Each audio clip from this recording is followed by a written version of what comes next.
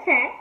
I wanted to take advantage of the fact that everybody is talking about the coronavirus, and more, it seems like more cities are requiring for people to stay indoors. They're closing clubs, bars, spaces that attract a lot of people at once. Events are being canceled, and so I know that this can put people in a weird space, especially if you're somebody that suffers from depression or if you suffer from anxiety. All of the stuff in the news can be very overwhelming, and it can feel scary to not know like what's getting ready to happen.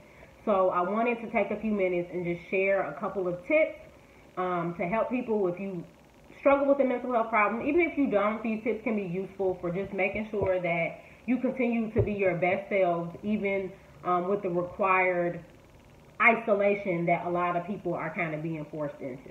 So you want to think about the fact that, yes, we cannot go out. We're not supposed to be going out to parties and spaces with big groups. And so one of the symptoms of depression is isolation. So if you are just staying inside, that can also worsen your symptoms, and you could have been doing well, and it can cause you to regress. So you want to make sure, number one, that you are socializing with people from afar.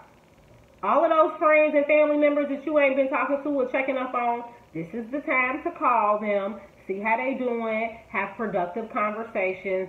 We have social media. I'm not going to say spend your whole day looking at your timelines, because that can be exhausting, okay? But making sure that, again, y'all know I love me some Twitter. I love me some jokes, and just those outlets allow you to feel connected to other people, even if you can't be face to face with them. If you live with other people, make an effort to talk to them, okay? Don't be hiding in your room and all that other stuff. But if you like me, who, again, I live alone, I probably shouldn't have told the world that, but if you live alone and you deal with kind of like isolating on a regular basis anyway, you want to make sure that you are letting natural light into your space. So open the blinds. If you need to, take a step outside, get some fresh air, go for a walk around the corner. Maybe even go for a drive. Don't go in spaces, but just get yourself out so that way it doesn't just feel like you're going nutty in a dark ass apartment or house. Okay? Because again, me being unemployed, I was like, how long am I gonna be able to sit in this house before I lose my shit? So that's just a tip. Is just to make sure that you are letting light in. I know if you're in Chicago, we ain't getting that much sunlight right now, but going out, getting some fresh air, going for a drive, those are all things that can help, put you in a different headspace, give you a breath of fresh air. We got video chats, we got FaceTime. Like, talk to your people, okay? Make sure they doing all okay. Call your granny, see if she need anything, because it's probably better if you go get it for her than you send the old folks out. So don't send your old folks out. My grandma need me to go to the store for her, I'm gonna go to the store. She needs to stay her ass in the house, okay? Number 2, take social media breaks. Okay, and I'm not even the type to usually I need a break. I don't usually do that, but I do. When I scroll, I don't read everything in depth because I just have no interest in feeding my mind all of this stuff. Like I said, it can get really exhausting. So really be conscious of what you're taking in on your phone or your computer.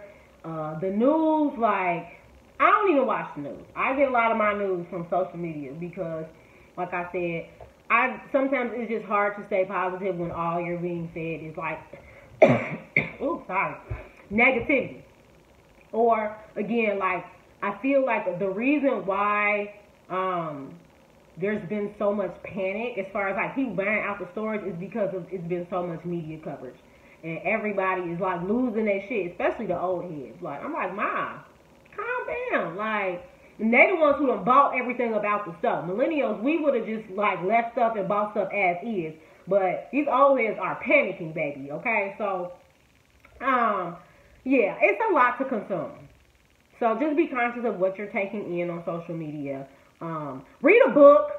Okay, get off your phone. If you don't, go get you an Amazon book, Kindle. I don't know how that shit works because I like paper books. I don't do the Kindle stuff or whatever.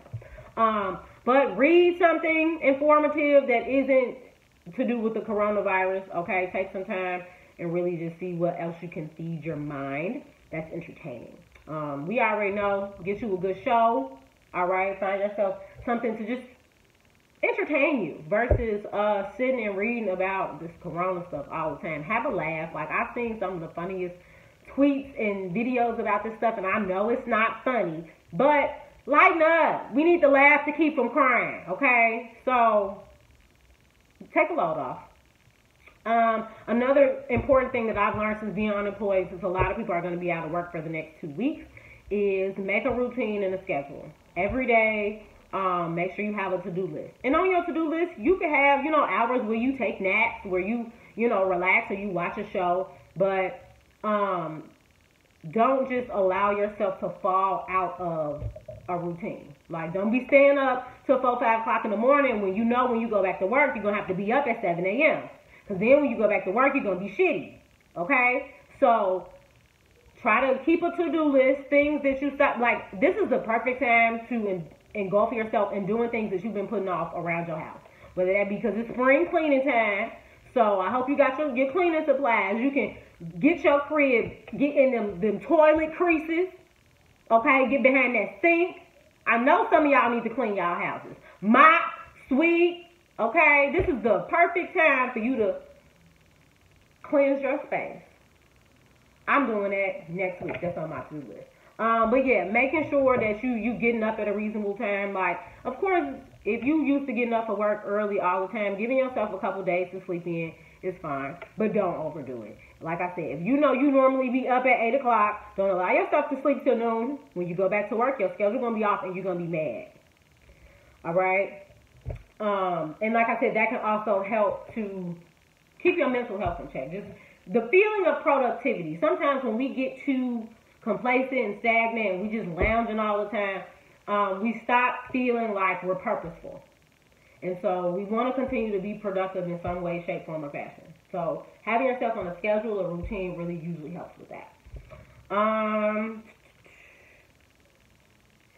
Self-care. Do not neglect your self-care. I know, look, because I was definitely one of them people. I went and got my lashes done since this stuff happened. I went and got my nails done. Now, I know you ain't supposed to be in places, so if you can do it at home, do it at home. But one thing about people who suffer from depression, usually if they start to isolate, their hygiene starts to fall off. So make sure you still getting up and washing your booty, okay? Washing your hands. What else we got on here? Drinking water, making sure you're eating consistently. Y'all got enough time to be making you some good meals. That's one thing I had to get back into, was like, your life's not in no rush no more. You can cook, okay? So take your time. If you haven't gotten groceries, hurry up and go get you some groceries, okay? Because if they ain't bought them all already, because like I said, people are out here acting a fool. But like I said, take a few walks. Maybe even go for a jog if you're a runner. Work out within your home if you can't go to your gym. I know I've been trying to go into the gym. I probably should stop. But I've been super, if you are going to go to the gym, I've been sanitizing like hell when I'm in there. But even so, if you got some stuff around the house, get you a good house workout in. If you follow any fitness pages on Instagram, I guarantee the trainers, the fitness folks, they're giving you exercises you could be doing at home. And that releases endorphins. It keeps you feeling good, feeling light, like you did something and you ain't just sit on your butt and eat all day. Don't do that, okay? Don't sit and snack all damn day. Have your 3 meals, 2 to 3 snacks. That's typically what's given as a healthy guide. And don't be eating all the junk food, okay? Have yourself some fruit. Maybe a salad. Make sure you're having your vegetables. All of these things matter, okay? Don't sit here on your couch eating Cheetos and Hot Flamings and Crunchy Curls this whole break. Because then when you gain an extra 10 to 15 pounds, you're going to be pissed. So you have to go back to the gym. So, get you some extra sleep. I know some of y'all don't have good sleep routine. So, Don't overdo the naps, but an hour, hour and a half nap, you know, throughout your day. 7 to 8 hours of sleep will do your body good. Okay, so I think that's it. Them all my tips. Just try to, again, like, I know some people are working from home, which will keep them productive, but I think that the schedule part is the most important part, because that's what's been helping me. Like, I have a planner. If anybody is looking for a really good website to get good planners from, I use Plum Paper, and I love them because they, I should get paid for this, but I'm going to plug them anyway because I love the planner. You can customize it. So mine is like, I have a calendar. I have every day of the week has a 8 to 8 on it. I have when I'm going to work out. They're really great planners. So if you're an organized person like me, check Plum Paper out for a good planner.